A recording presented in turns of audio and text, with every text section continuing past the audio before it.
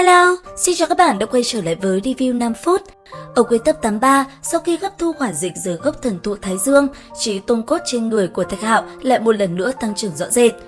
Và ngay khi trở ra bên ngoài, sau một hồi giao chiến, Thạch Hạo đã lập tức lấy mạng một tên tôn giả và lấy đi pháp bảo của tên đó. Tiếp theo, sau khi tới một vùng đất mới, chứng kiến những vị bằng hữu của mình gặp nạn, Thạch Hạo cũng liền ra tay cứu giúp. Tuy vậy, cũng đang trong lúc cuộc chiến của bọn họ diễn ra gay cấn, thì đột nhiên đóa hoa khi nãy đã liền phát sinh dị động. Ngay lập tức, nó liền thu hút sự quan tâm của tất cả mọi người. Tất cả đều đang yên lặng quan sát sự biến đổi của nó.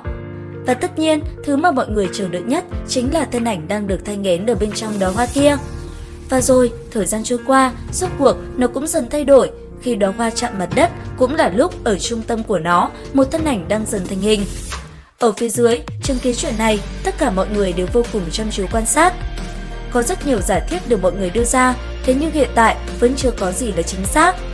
Còn Thạch Hạo nhìn thân ảnh đang dần thành hình kia, anh ấy có cảm giác người này có lai lịch rất siêu phàm, ngày sau ắt hẳn sẽ vô cùng mạnh mẽ.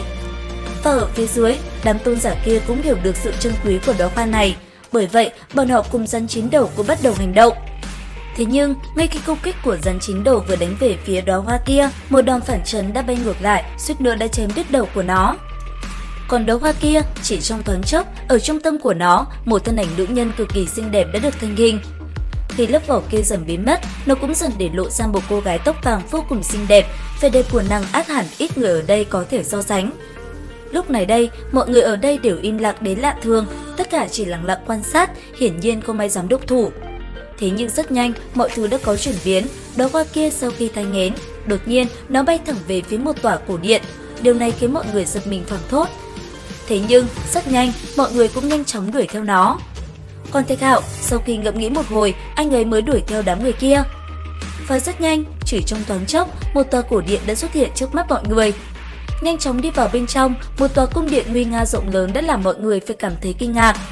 Tuy vậy, thế cục vẫn như lúc trước, đám tôn giả cùng với đám người của thượng giới lại tiếp tục động thủ, hiển nhiên là muốn tranh đoạt thứ tốt ở nơi này.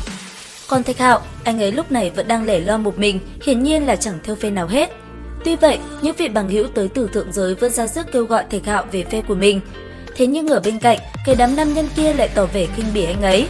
Bởi vậy, Thạch Hạo hết sức phẫn nộ. Đã thế, khi Hồng Hoàng nói lý với tên kia, hắn ta liền tung ra một đòn công kích về phía của nàng, khiến cơ thể nàng liền bị chấn bay ngược về phía sau, thân thể vì thế cũng bị tổn thương không hề nhẹ. Ở bên cạnh, chứng kiến chuyện ấy, Thạch Hạo đã không còn giữ được bình tĩnh nữa. Cuộc chiến nổ ra, trên tay anh ấy, binh khí tỏa ra một màu vàng óng, ngay lập tức xuất hiện, liền đánh tan đi đòn công kích tới từ tên kia. Sau đó, chỉ trong thoáng chốc, khi tên kia ngã xuống, Thạch Hạo đã ngay lập tức lao tới cầm kiếm và kề lên cổ của hắn ta, khiến tên kia vô cùng run sợ. Tuy vậy, sau đó, nhờ có mọi người can ngăn, tên kia cũng được Thạch Hạo tha cho một mạng. Thế nhưng, đây cũng là đòn cảnh cáo cho ai dám khinh thường anh ấy. Tiếp theo, khi mọi người đã an phận, tất cả lại đồng tâm hiệp lực để chống lại đám tôn giả ở phía trước.